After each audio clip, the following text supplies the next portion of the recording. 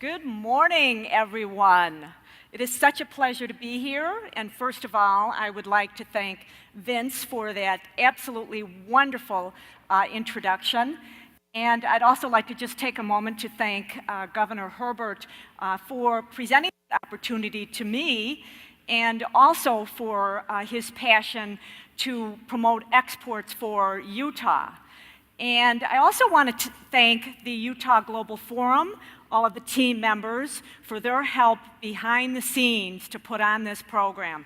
As we all know, it takes a village to make a success of a program, and we'll see today that they're making that happen. And then also, I would like to thank all of you for being here today and for participating. So it is such an honor, and I am so excited to be here to talk about an initiative and a passion that is near and dear to my heart, and that is why you should be export ready. But first of all, I'd like to share what I call something that's a little bit warm and fuzzy, and that is to give you a glimpse of my hometown. Hold on one second. And my hometown is Chicago. And with Chicago, one of the things that I love to do, and right now there should be a slide showing a photograph that I had taken of Chicago, and one of the things that I love to do is to run along the lakefront and actually take photos of Chicago when I'm running. And it's something that I enjoy to sort of kick off from the work week and just take it easy on a Saturday.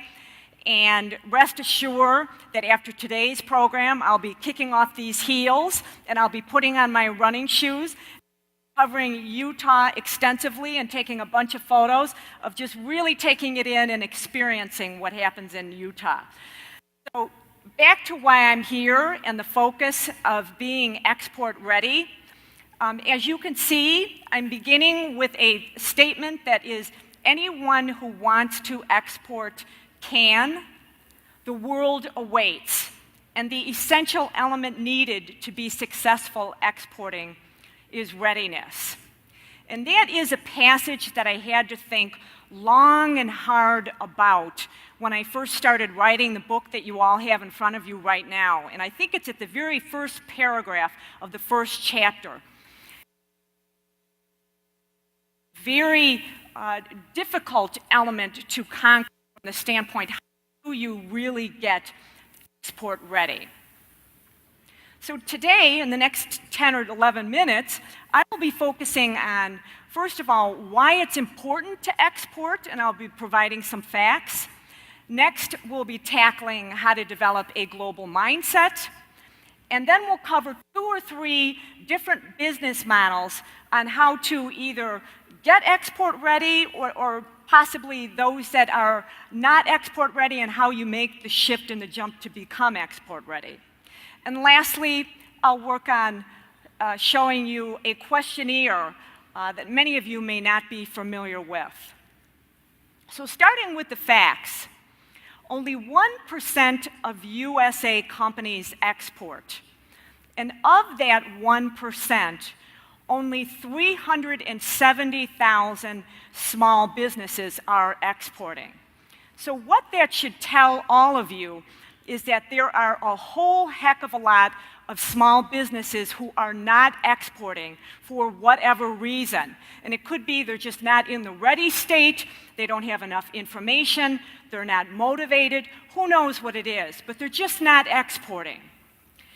But pushing it even further, from that not being ready, what those business owners also are telling us is that there is a whole heck of a lot of room for growth because there are so many business owners that are not exporting.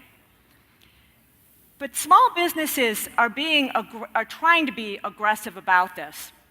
And for example, most of the small businesses that, let's say, are in the export-ready state are growing very, very fast.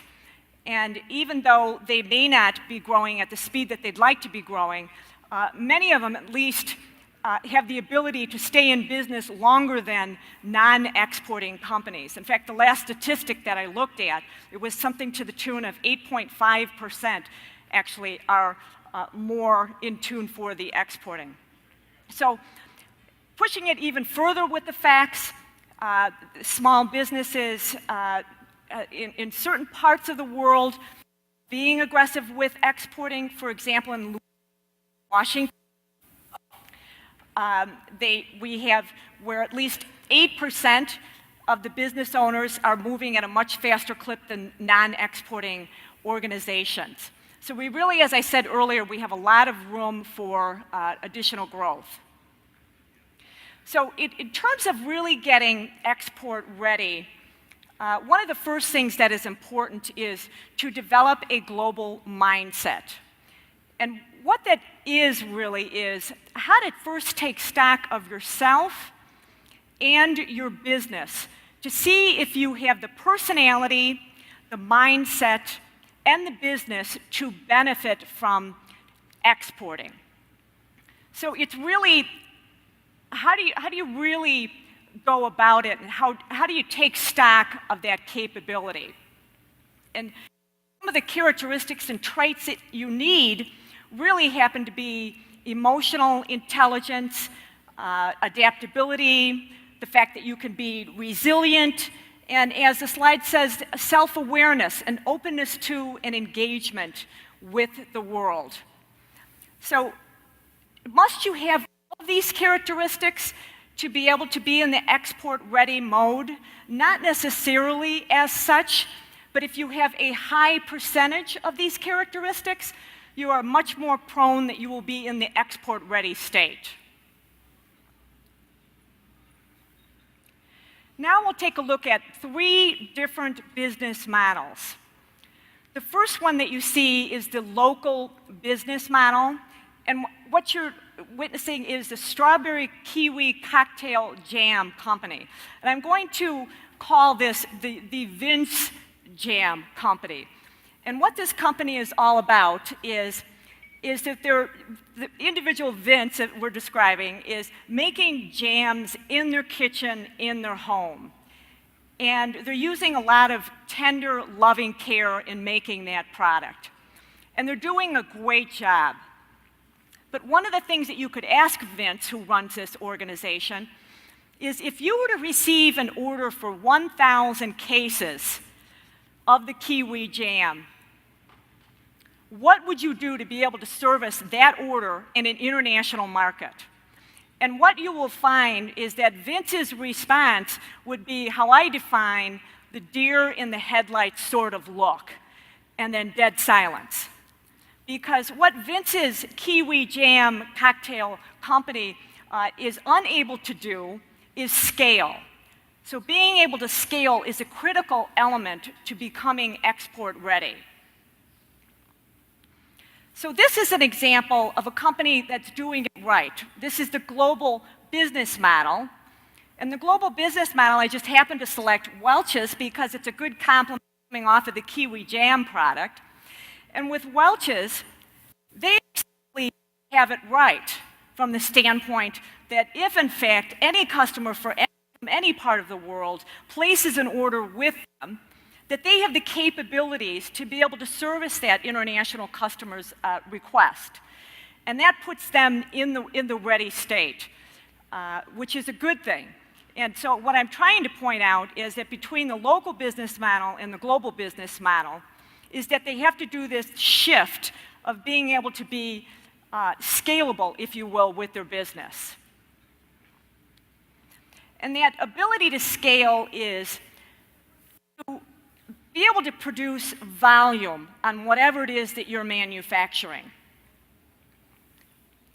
And keep in mind, for any of you that are business owners, I don't want to intimidate or scare you from the standpoint that you have to have a big manufacturing facility. That's not what I'm saying, even though the slide shows it looks as if it's a manufacturing plant. What I'm saying is that you have to be ready, you have to be able to produce whatever the widgets, whatever product that you're making. And in the case, manufacturing could also be where you do contract manufacturing. And for those that are familiar with that, is you hire out a manufacturing facility to produce a product that you've created or something that you're interested in a manufacturer to make for you. And many years ago, I did exactly that by working with 3 different product lines, cookies and nut snacks and chocolates, went to manufacturers, they made the product for my company. And then what we did is that we shipped 20-foot container loads to international customers all over the world. So we had that ability to scale. So it can be done without actually owning a plant. So let's take a look at the last business model, one of my favorites that we're all familiar with, and that is the Born Global business model. The Born Global business model is really about the new generation of entrepreneurs who have created a paradigm shift, if you will, to prove to us and show us that you can actually start a small business and not necessarily have a domestic base of an operation. So I want all of you to think along the lines of, I could bring up the recent IPO with Amazon, excuse me, not Amazon, with Alibaba and Jack Ma, or I'm thinking Jeff Bezos with Amazon. Many of these folks started either out of a garage or out of their kitchen, if you will, or out of an apartment, and they really didn't have that true base of operation. But what they had that was distinctive is the fact that they were able to leverage using the internet and technology to take their business international. And that's what sets the Born Global entrepreneur apart from everyone else. It's not as if they're global from the standpoint of strategy. They are global from the standpoint of, again, leveraging technology to take their business international. And this individual who is born global, as it says, it indicates on the slide here that you're not seeing right at the moment, but it's an individual who only knows of communicating and transacting business via the internet. And these people are also very adventuresome, high-spirited. They definitely have the they take a lot of risks, and have the tendency to leap into the global marketplace as opposed to being very thoughtful and, again, strategic. And there's nothing wrong with the Born Global concept. It's actually working very well for many different folks, again, like the Facebooks and the Twitter founders. But what happens is, as they go along in their journey, is they realize that they may know how to do the leveraging of the technology, but they don't really know about mastering the exporting or the strategic part of how to make a business international. The last part of export readiness, beyond the global mindset and understanding the differences in business models, is the Export Gov questionnaire. And I hope many of you are familiar with this. It's a valuable tool that really helps you analyze and highlight the state of your business. And for those, it is on the screen, but it's at http://export.gov/beginassessment.asp. And it's a wonderful way to really determine whether or not you are export ready. For example, one of the questions, does your business have a product or service that has been successfully sold in the domestic market? Some other questions might be, do you have an international marketing plan in place? Are you financially ready to market your product internationally? So it drills down a lot further than what I'm covering today, but hopefully by understanding the facts on why you should export, and also developing a global mindset, and understanding the 3 different business models, and lastly, the export questionnaire, that all of you will be in what is considered the export-ready state. So I leave you with this, and that is, are you ready to export? And by golly, I hope you are. Thank you so much.